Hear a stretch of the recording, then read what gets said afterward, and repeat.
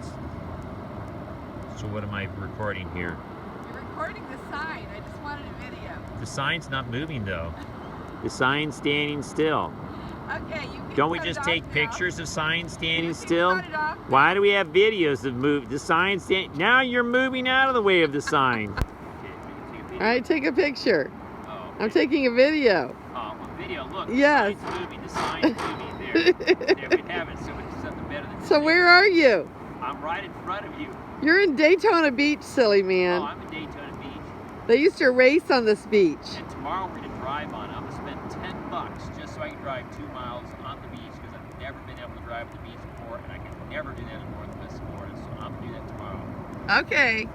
Just So- we sprung for the extra money, so we can have. This is our view, and we can watch the sun.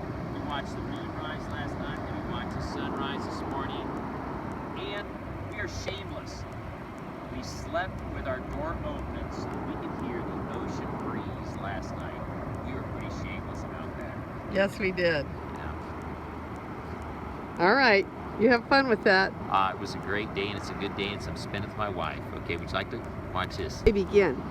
Okay, well, here we are at Daytona Beach, well known for having beaches that you can drive your cars on. We're going to do that in the morning, okay? And so my dear wife was wanting to know why we have tide. Okie doke. Here we are at Daytona Beach, Florida. And my dear wife wanted to know, hey, why do we have tides? Well, okay, you've got tides based on two things. One is you got to remember we have a moon, okay? And the moon pulls on the earth. So as the moon pulls on the earth, it pulls on it unequally. So you're going to have to look down here now, okay? So here we have the earth. Here we have the moon. Yeah. So the moon pulls here with a lot of force. It pulls over here with not as much force. Then it pulls down here with not as much force. More than that, but less than that. And it pulls that way. And this one then pulls down that way. The short course is you have unequal forces pulling between the earth and the moon. So consequently what happens is it tries to stretch the earth. Now, it doesn't all take it out of land, so it forms a little bulge of water on the side of the earth facing the moon. Meanwhile, guess what? You've got, you have the sun over here, okay? Well, the sun does this same sort of thing, okay? So there is this little bulge here that is caused by the unequal pulling on the sun. So there's a little bulge of water on this side of the sun facing, side of the earth facing the sun. Now, plus you've got another little effect that because due to the fact that it's kind of like the centrifugal force sort of thing, like when you drive your bicycle tire through the water, it shoots all the water off it, okay? You have water being slung out from this direction due to the unequal center of gravity and all this between these two guys, the earth and the moon. So now what really happens then is when you have something like this last week, everybody's getting really, really excited about super moons, okay?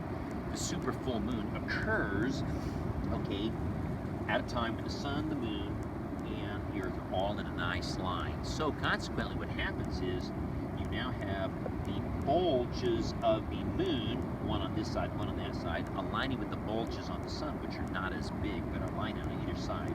And since the moon was at full and was at perigee, perigee is when it's closest to the earth, you had bigger tides than usual. So hence, when you look down that direction and that direction,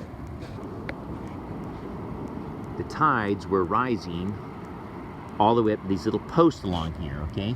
You had unusually high tides due to the moon, what they call the supermoon, which just means the moon was at perigee. Perigee is when it's closest to the earth, apogee is when it's farthest from the earth. And so they have, and most places have 2 highs and 2 lows a day. So the high tide today occurred like at 2 something, then it'll be at 8 o'clock tonight, and then it'll be at 2 in the morning, then 8 tomorrow morning. So at 8 tomorrow morning, we're gonna be driving our car down there, and see that little truck's driving down? We're gonna be driving for 2 miles down this road, and I'm gonna shuck out $10 good just so I can drive on the beach. But the Gulf of Mexico only has 1 high and 1 low tide a day, and that's due to the shape of the Gulf of Mexico, and I think it's got something to do with prevailing winds also. So that's why we have tides. And who are you? Who am I? I'm Mr. Brian C. Aldridge, who loves to teach children about science. And I'm Grandma Carla's husband. Thank you, Brian C. Aldridge, for joining my channel. You're welcome.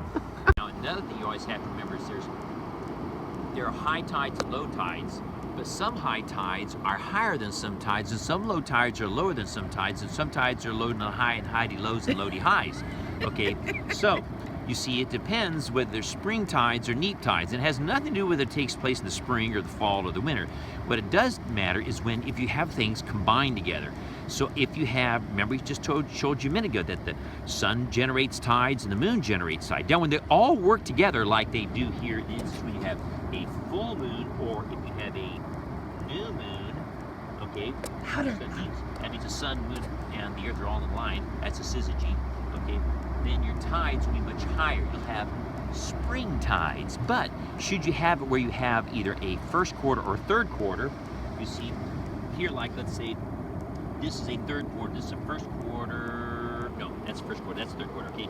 You'd have a tide up here that the moon makes, but then you also have a tide the sun makes.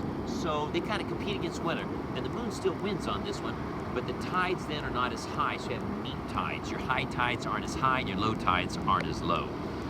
But during spring tides, your tides, like right now, they're having, well, no, they're not. They're working too. They're neap tides because it's a third quarter moon right now, okay? Their tides aren't as high as they were last week when they had the super moon, when you then had, those would be spring tides. Did we get it all there?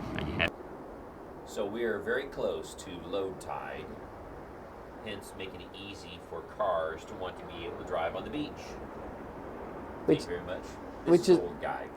Which is what we're about to do, right? Yes, we hope to do this very soon.